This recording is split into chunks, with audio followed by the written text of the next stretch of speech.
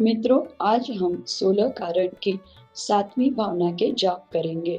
अपनी शक्ति के अनुसार विषय सुखों की आसक्ति छोड़कर यथाशक्ति जो कायाक्लेश का अनुष्ठान करते हैं, उसी का नाम तप है। मित्रों, कहा जाता है कि हमें जितना हो सके उतना संयम रखना चाहिए।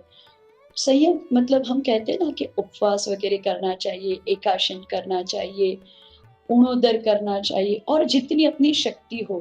तो यदि आप इस प्रकार करोगे तो आपका उत्तम तप हो जाता है, और इसीलिए कहता है ना कि शक्तिस्त तप करनी चाहिए। ओम ह्रीम अरम शक्तिस्त तपो भावनाये नमः। ओम ह्रीम अरम शक्तिस्त तपो भावनाये नमः।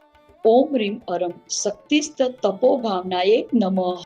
ओम ह्रीम अरम शक्तिस्त तपो भावनाये नमः।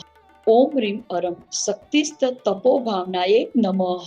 ओम ह्रीम अरम शक्तिस्त तपो भावनाये नमः। ओम ह्रीम अरम शक्तिस्त तपो भावनाये नमः। ओम ह्रीम अरम शक्तिस्त तपो भावनाये नमः।